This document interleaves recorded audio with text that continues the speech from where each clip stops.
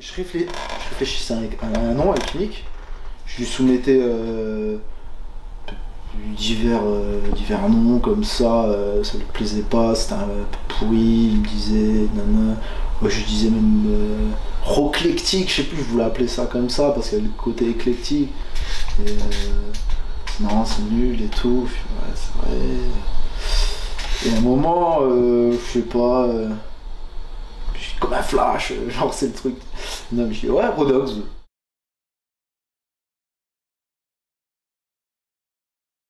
Pro, c'est le côté brut. Les dogs, machin, en raison de l'esprit de meute qui nous anime entre riders. Le fanzine, j'avais plus connu plus de par l'univers punk rock, mais sans trop savoir ce que c'était, quoi, le niveau du contenu. Donc moi, j'ai toujours été dans l'écriture, dans le journalisme aussi, de par les études qu'on a pu faire avec Mick, des stats que j'ai fait au Répu par-ci par-là. Donc moi, c'était vraiment l'écriture et Mick la photographie.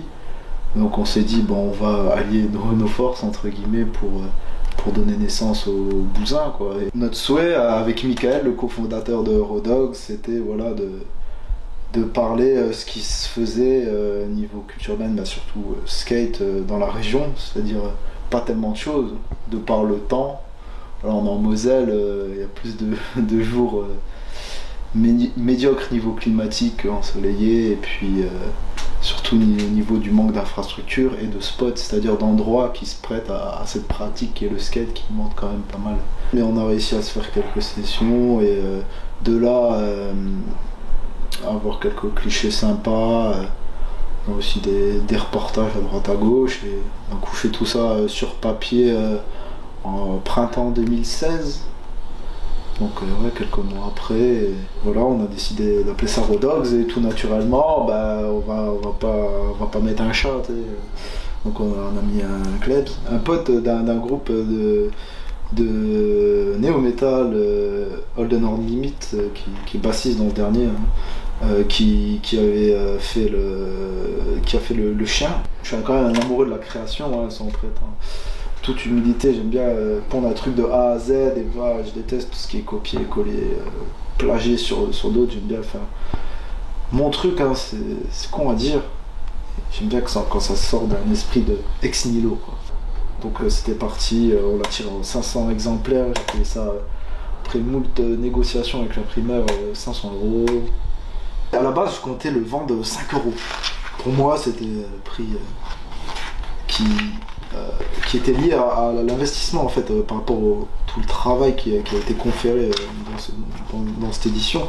Mais au fond, moi ouais, j'achèterais pas plus d'euros. C'est 2016, c'était il y a que 4 ans. Mais tu te dis waouh, plus question de refaire 10 000. Oh là là, oh mon dieu. Tu sais que des fois quand on fait des expos ou quand on le met en vente, tu sais, je mets les zines à côté. En mode éviter trop de... Tu sais, je ne mets pas en valeur du tout celui-là exprès. Je parlais du 2 parce que celui-là, on avait mis en entrée de gamme, fier de nos niches. Et genre parce qu'un fanzine, tu vas pas le vendre chez Carrefour, tu vois, tu vas le laisser dans des endroits que t'aimes, tout simplement en dépôt-vente, sans t'attendre à revoir un jour quelqu'une, tu vois, ou nab, c'est vraiment... si, un peu, c'est quand même le but de le vendre, mais... c'est plus une passion qu'autre chose, tu fais pas ça pour gagner de l'argent. Du coup, ouais, j'avais un peu de thunes de côté, pas des masses, mais de quoi financer les 500. C'était 500 €. C'était le 5e, on s'est mis à 2 pour le financer. Et ouais, les 4 premiers, c'était de ma poche. Là, on a eu la chance d'avoir explicite, bon, un petit billet de 100, bon, ça fait toujours bien.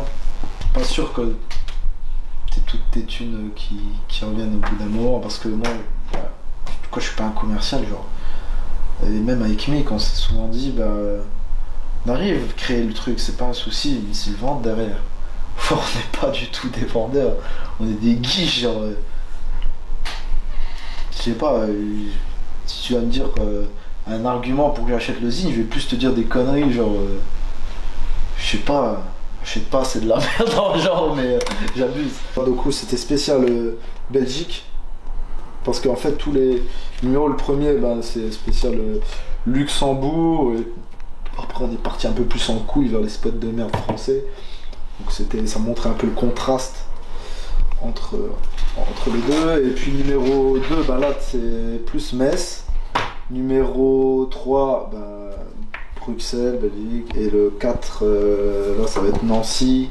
Le 5, dossier voyage. Et le 6, Agrange. Franchement, on a évolué un peu.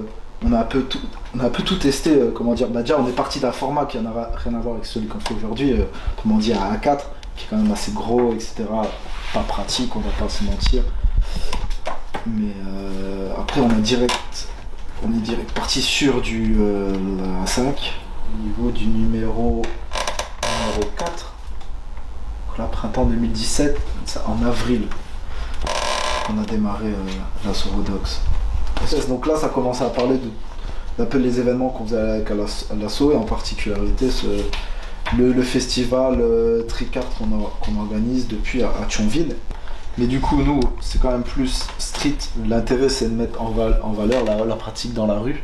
Et là, on a fait un petit article sur Mathéo, bien évidemment, parce que c'est lui qui nous a fait pas le premier logo du magazine, mais celui de l'assaut en tout cas.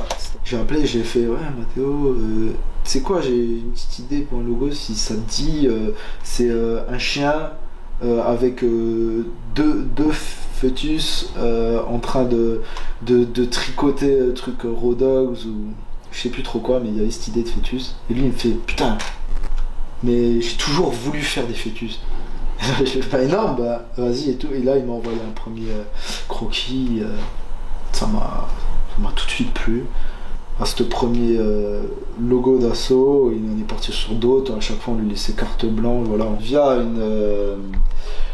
une campagne de financement participatif qu'on a fait sur le site Ulule en plein confinement. On s'est dit on arrête de faire nos logs, ça fait genre 2 ans on n'a pas fait de zine, donc tu sais quoi, ok, on torche ça, on a tous les sujets, il y a tout qui est prêt, donc on est des gros procrastinateurs. L'intérêt du zine, c'est que notre région elle se prête pas du tout à la pratique du skate, mais si elle s'y prêtait, il n'y aurait aucun intérêt d'en parler et de faire un zine.